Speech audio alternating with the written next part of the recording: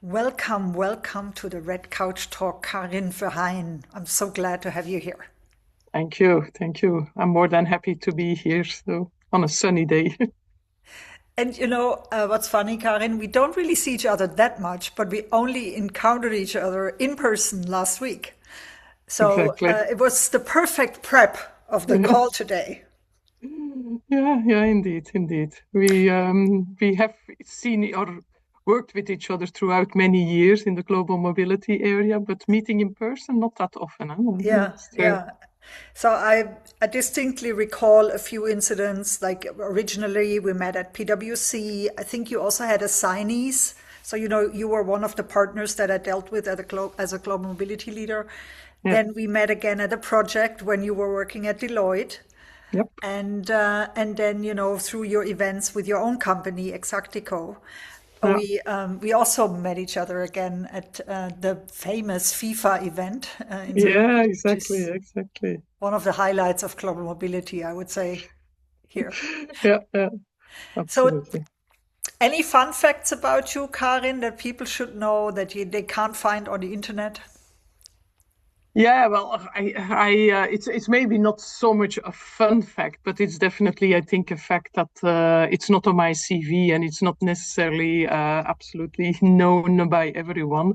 But it's just the fact that I'm one of five. So I come from a big family. I have Wow. two older sisters and two younger brothers. So I'm the middle one.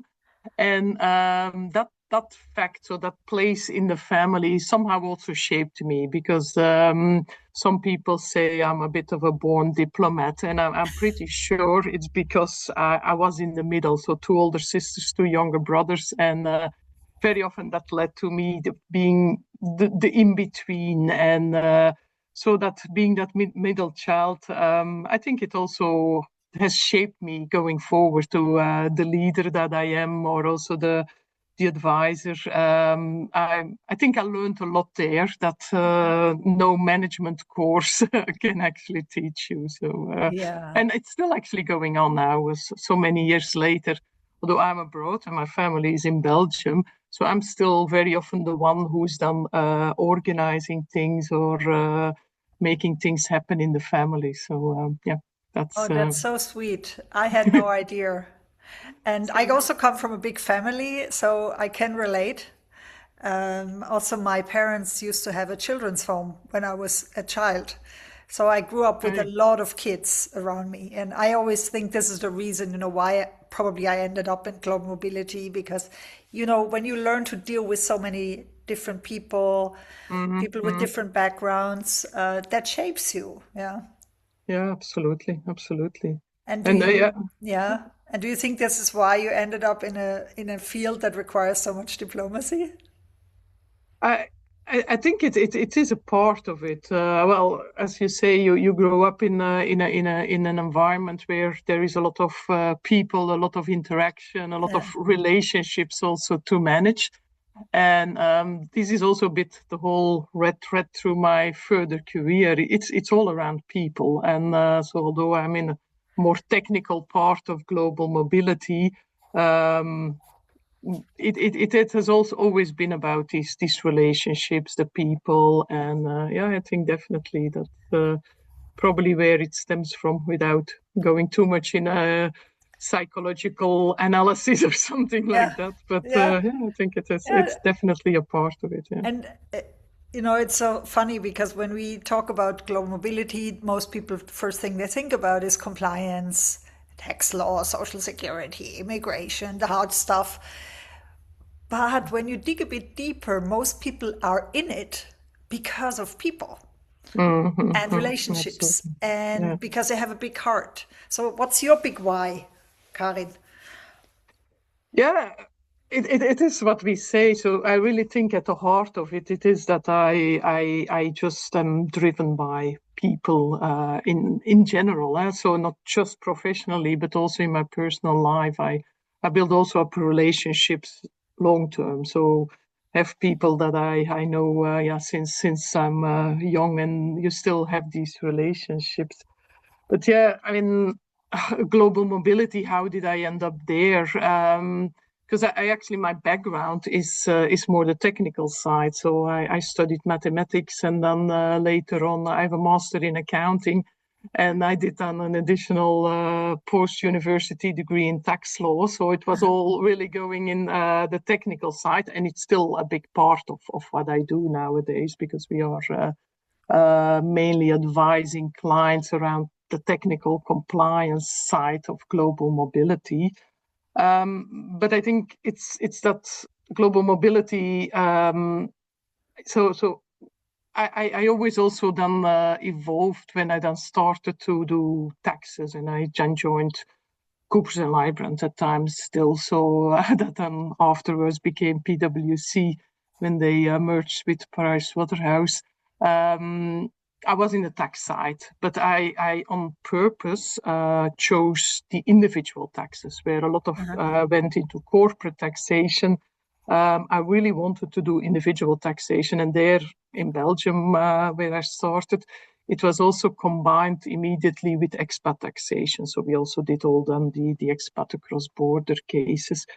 And that's where it started. So really to have these conversations and with the persons who moving out of Belgium or were coming into Belgium, and there that became for me really say, okay, this is what I like to do. I like taxes, I like the social security, I like the technical part of it, but really that dealing with the people and really have the feeling that you could help them and make a difference. And also my combined with, I always wanted to go abroad. That was from the start something. My father had an international career, but being five of us, so my mother usually stayed at home with the kids, and then my father was going on these assignments, and there was always something that I say, okay, I want to do that as well. So once I then got an opportunity to go abroad, so still remember the partner in Antwerp coming into my office and said, oh, the partner in Basel is looking for someone to come and help them. It was just when Syngenta was created and they had a lot of work there. I said, do you know someone in the team who would be interested? And I said, oh, actually, I am. Yeah. And that's where he then gave me the opportunity, which was basically a 4-month assignment at that time.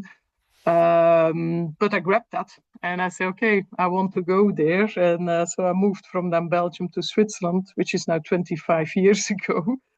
And that I think also made a huge difference in my career, also having had that international experience myself. So that is has been always, very much helping me, also being a good advisor in the whole Absolutely. global mobility area. Yeah. I also think, you need to have moved at least once or twice to another country to really understand what expats are actually going through.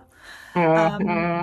So when you had this 4 months assignment, was it immediately clear for you that you would like to stay longer in Switzerland? How did that come about?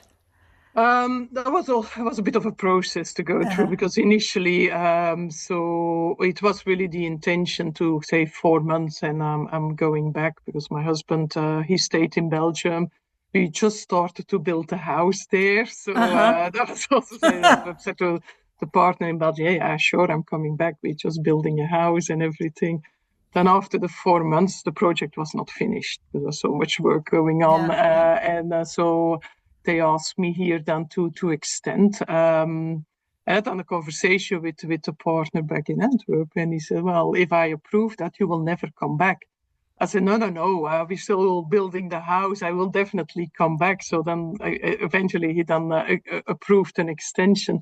But during that extension was then, I was a manager at that time. So one of the managers left then, and then the partner here in Basel, he asked, are you interested in staying? I said, ooh, okay, that's a different conversation. But then my husband was, okay, let's finish the house, let's rent it out, and I come over there, and we and that was the idea for 2 years then, and so that's what we did then.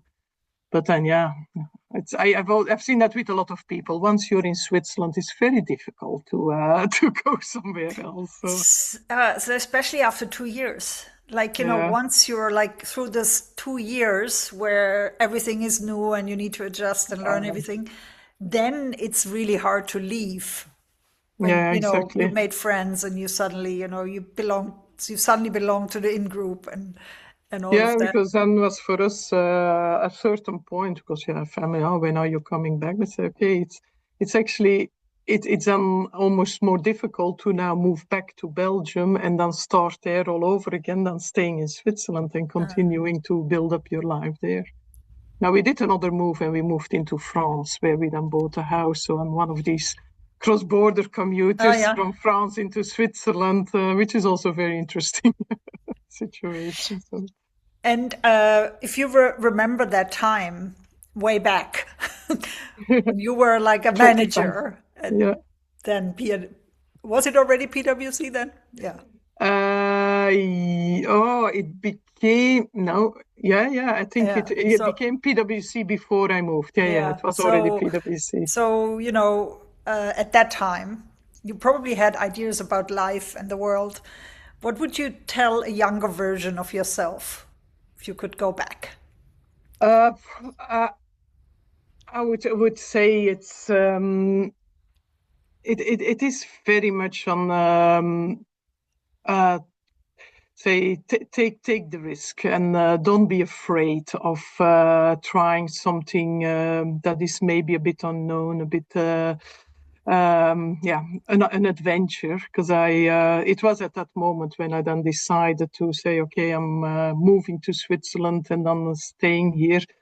um, it was a bit of back and forth and say, okay, should I do, should I? But of hindsight, I really haven't regretted one single moment to have taken that decision and then also having that experience.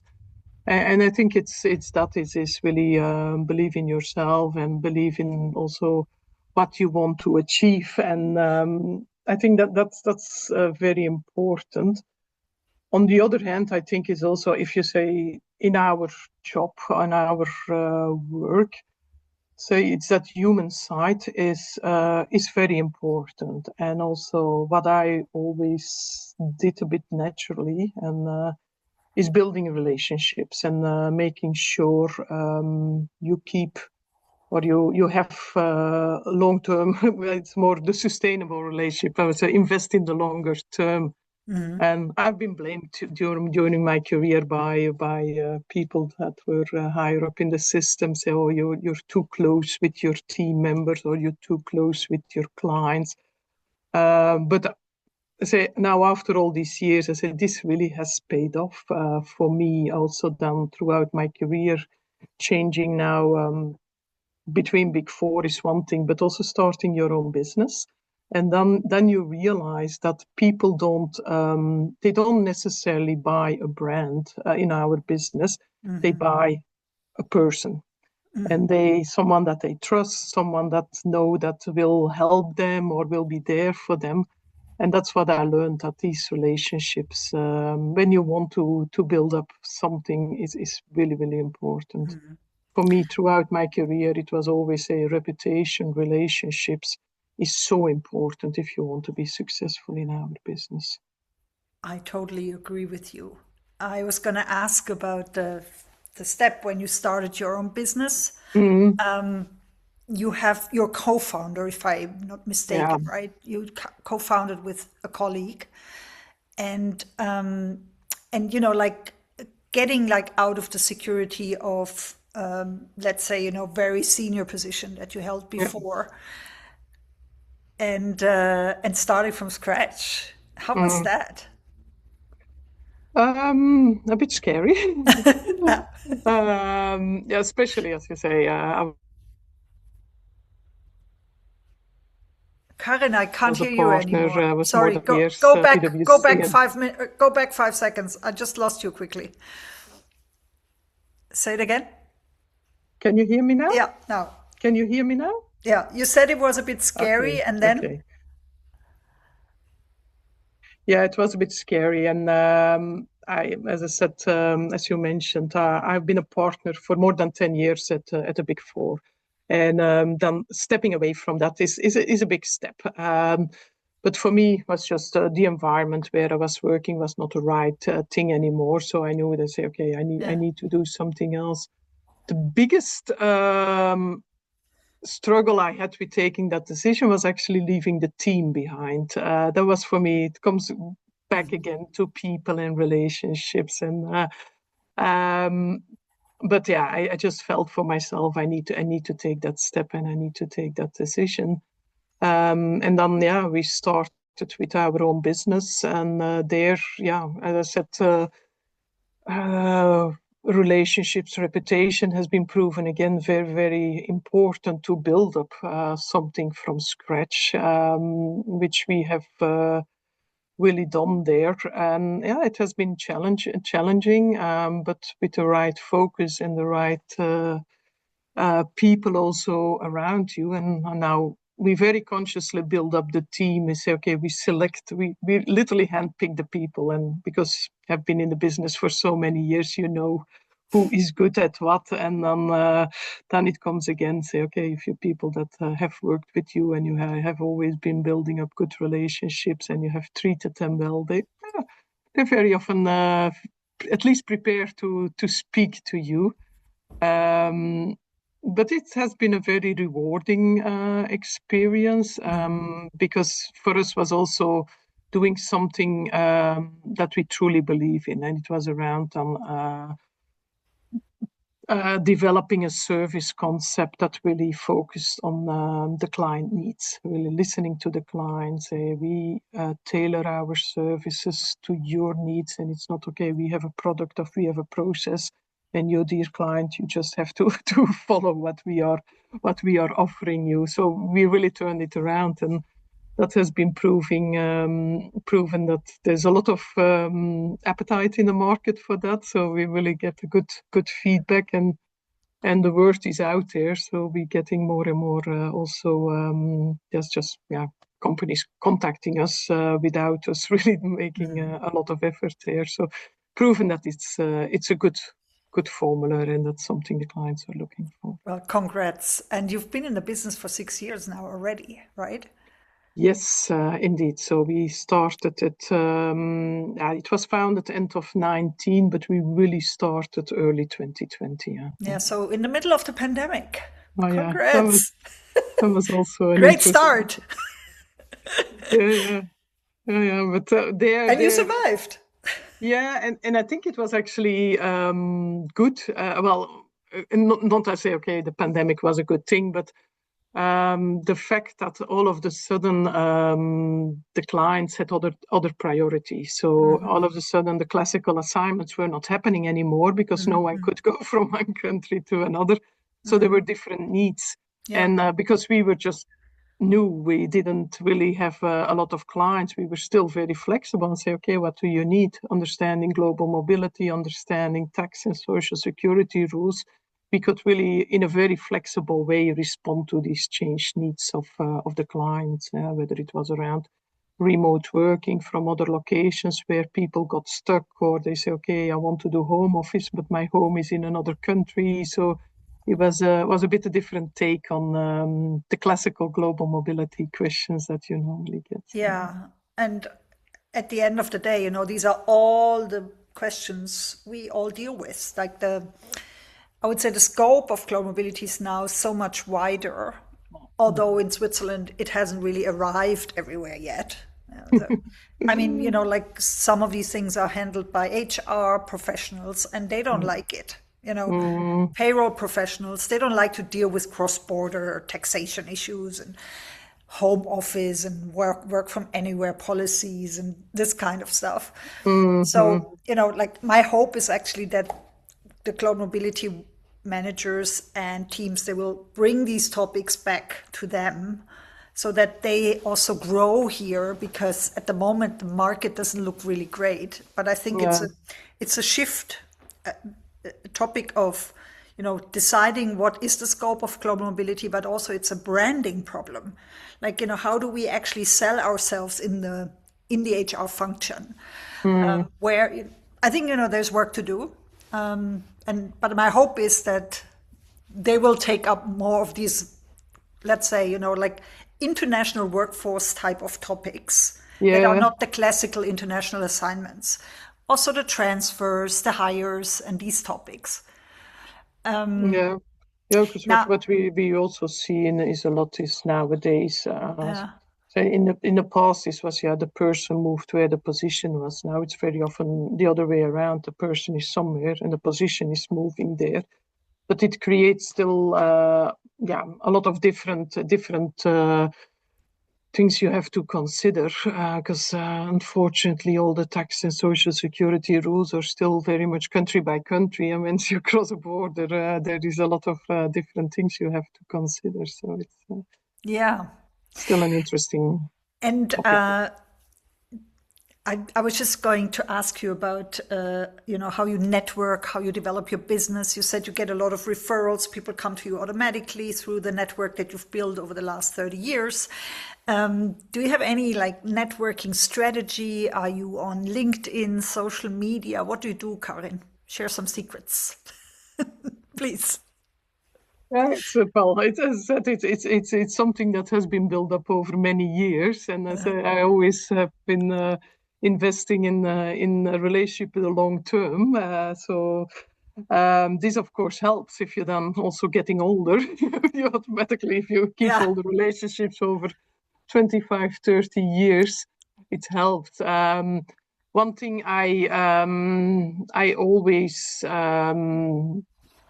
basically focused on when I also had my teams and the people that I worked with is really making sure you value also their how I say their personality, their skills that go beyond the technical things. It's one thing I've been doing throughout my career is also looking when I was recruiting people, and so yeah, of course you have your technical skill set that you normally look at. I've always been trying also to or even more than the technical side. Say, okay, what is the character, the personality of a person? Because if you are a service provider, for me, it's far more important that you actually genuinely like helping people. That is something that comes natural to you. Also, that you're a good communicator, that you're a good team player.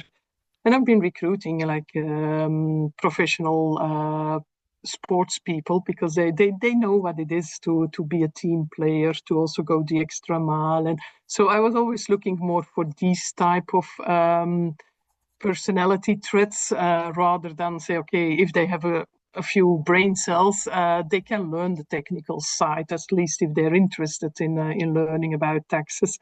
But being a good communicator or being a good team player is far more difficult if that's not part of who you are and what your personality is. And I say we have been pretty successful with these people, although well, very often I got resistance from other people in the organization. So why would you even consider these candidates? But the people now that I recruited or that basically gave the chance to go into a business role that now are in CEO roles. So they say, okay, that's a good, That's was a good, fantastic. And also, you see the potential of people. yeah. I always say, like, as a leader, you need to learn to work with what you have and see the potential and develop people to their full Mm, potential. Because most of us, most of us start to complain about this and that. And, sometimes, yes, sometimes you have to maybe take tough decisions and ask somebody to leave because yeah, yeah. sometimes it's just not a good match, Mm-hmm. neither for the person nor for the team. But I would still say that this ability to see people's potential and then help them develop it, that's Mm-hmm. so much fun. Yeah, and what I also so one of the networks, and that's also done more since I then left Deloitte, since we started with Exactio, is around women in leadership positions. So I'm also very passionate about that one. Really supporting women to go to get not only in a leadership position but also stay there, because that's actually the biggest challenge Yeah. I have experienced myself. That you say, okay, you can get to through your career and you can get to that level as a partner, and then you're there. And then you realize you're alone. How many meetings I have been sitting in that I was the only woman, not alone the only foreigner, the only foreign woman in that meeting, where the rest was all Swiss white males. And the culture, it's not the Yeah. most open and welcoming, inclusive culture.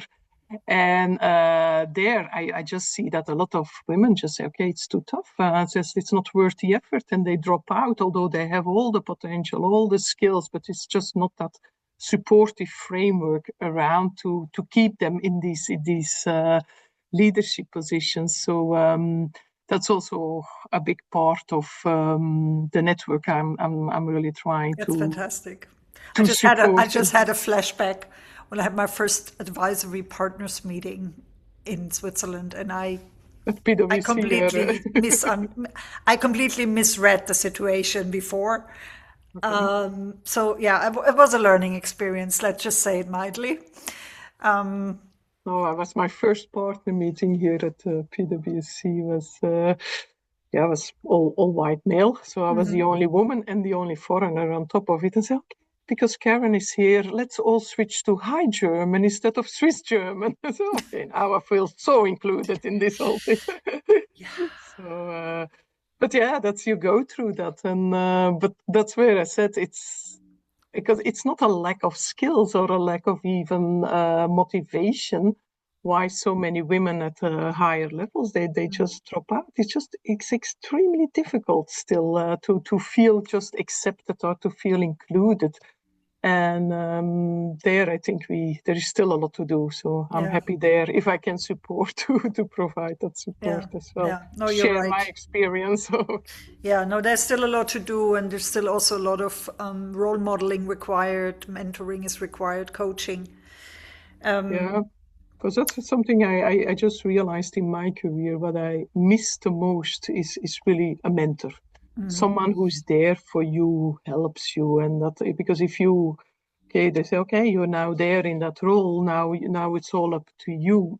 It is really really difficult, and that's I think very much underestimated. And so, okay, the men do it all on their own as well. But if you just in social events and you have partner meetings, it's like 98% of the partners there are men. So you don't have really that network or that support framework that you need. And Yeah, yeah.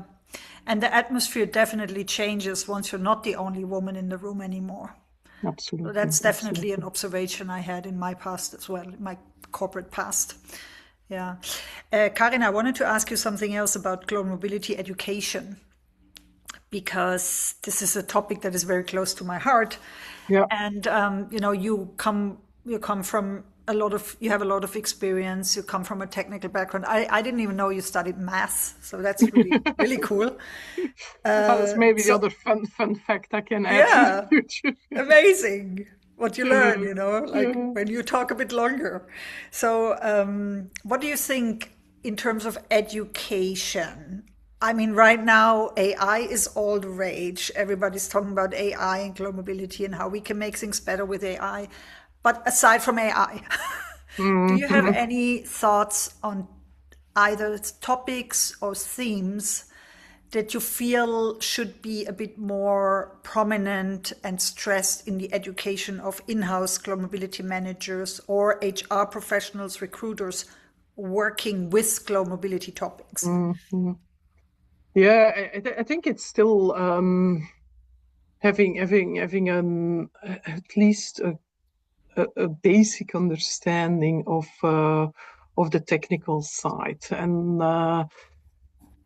because that's where I see very often when we get involved, that sometimes there's already agreements made or promises made to certain people without really understanding that say it is really complicated either from an immigration perspective or from a social security perspective. So it's I of course they don't have to become immigration or tax or social security experts, but that basic understanding.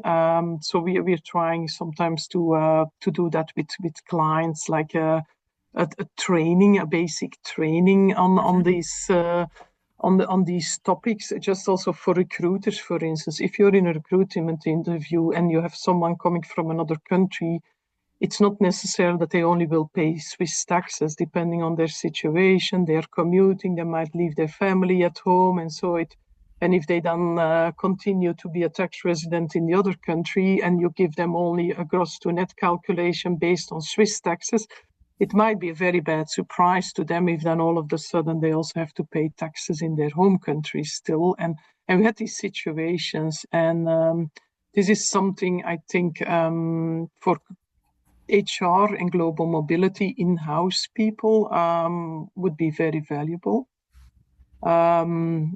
More if I think, because I thought your question was more going into the direction of also the consulting or the service providers, because this is also one of my big concerns nowadays. How do you make sure more the younger generation is really trained and are more in depth also on technical sides, because all the big consulting firms have done a lot of outsourcing of done more the preparatory work to low-cost locations, so preparation of tax returns and all the stuff where you normally would say 5-10 years ago, you would train your juniors by doing that, and you would learn the trade by doing tax returns, and that is not happening anymore. So here in Switzerland, so you have then people that, okay, tax returns are prepared in another location, they review them, but they've never done one themselves. So there's a big decrease, in my view, of technical knowledge. And that's for me also something. So how do you make sure that that pipeline is still there? Because our generation, now we will retire eventually. And hopefully. Well, I will definitely. But it is a concern. And I had that conversation at Deloitte when I was still there, because then we were doing that whole outsourcing to then Romania and to India. And I said, we need to keep work here to train the people. And yes, it's a cost investment, but it's also, again, it's an investment in the longer term, in the future. And that's... Yeah, I mean, a similar development happened in global mobility. I still remember the days when we used to calculate the balance sheets on paper. And like then we moved to Excel, and then we moved to cost tools. But I feel like somebody who has never done this like on paper and from scratch can't really look into like a costing tool and actually challenge the data, because they would not know how to do these things from scratch. So one of my approaches in education and training is always to think about how can we deconstruct the whole thing so you can actually build it yourself. You cannot build everything yourself for 190 countries, but if you sort of understand the basic principles, then at least you can sort of say, yeah, I think that can be correct, or that looks somehow something looks off here. Yeah, exactly. So I agree. This skill will fall away. And then, the next argument coming back to AI will be, yeah, but AI is going to do all that work. But that's then even worse, because then we have even worse, like even less understanding of what actually goes into these kind of calculation tax returns. Exactly. Because I don't say that that's the solution, but when I started and we were trained, we also had already programs that calculated the tax calculations. They say, okay, you have a tax return and it calculates the taxes.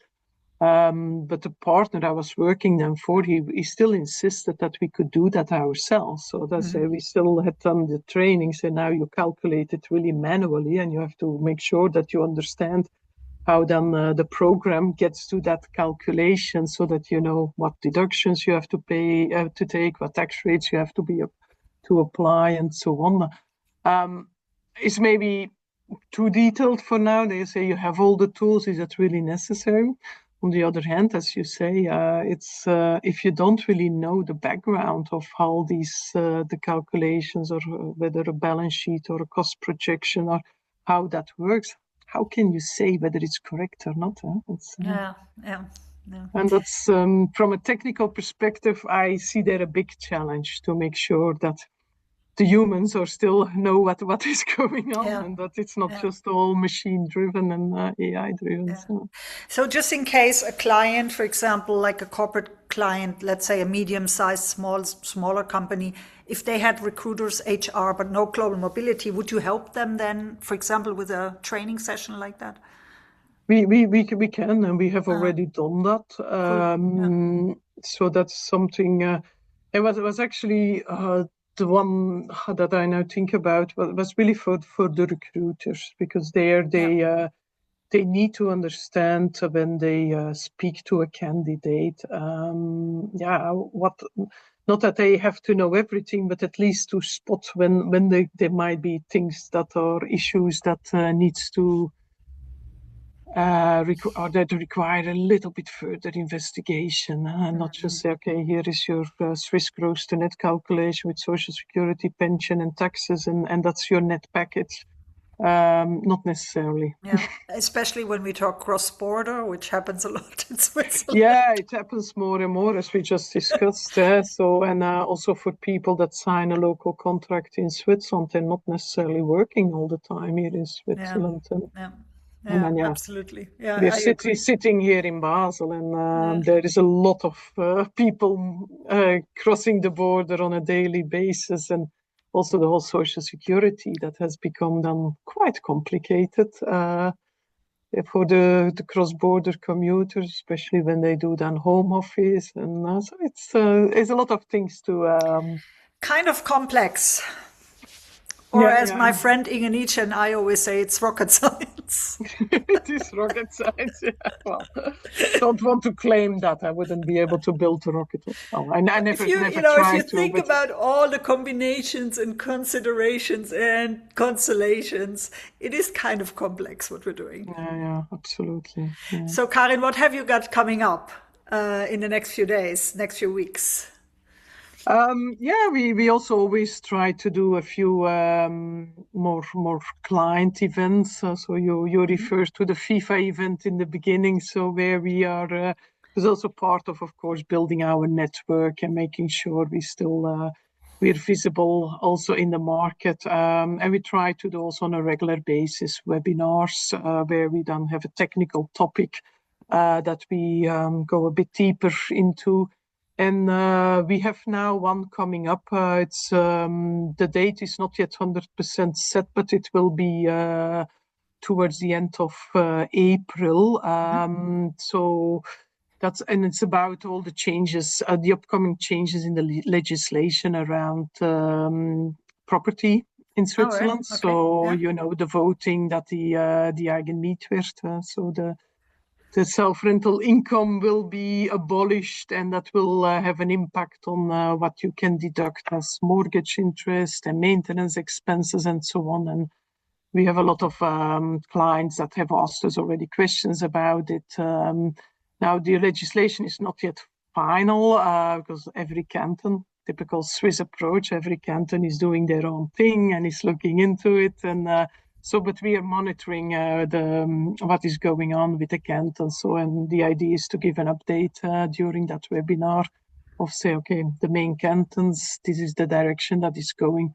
Because for some people, it's also important to say, okay, do I still do my maintenance now this year, or can I wait? And what is still the tax impact of that? And that is one that is coming up. So it's free of charge. So everyone can sign up for it. So if anyone is interested, I can also make sure the LinkedIn post is there so that you Yeah, can we're also gonna register for definitely that. put the link in the show notes so people can sign up. Is it also okay if people contact you once, they had a look at this Red Couch talk? Can they contact you on LinkedIn directly with any detailed follow-up questions that are Yeah, obviously yeah. chargeable then? Yeah. So absolutely. We're always happy to have contacts, and normally we don't charge from the first minute, so that absolutely is not the case. So when you Yeah. contact us, we're always happy to have a first chat and say, okay, what what support are you looking for to really understand also what the issue is, and I will take it from there. So no problem. More than happy that people contact us. So. That's nice. Thank you so much, Karin, for this interview. Thank it was you great talking for to the you. invitation and for the nice red couch that you have there. So and if there's anything, then enjoy the sunny weather while it lasts. Absolutely. Have a great day. Yeah, thank you, Bye-bye. Angela. Bye bye.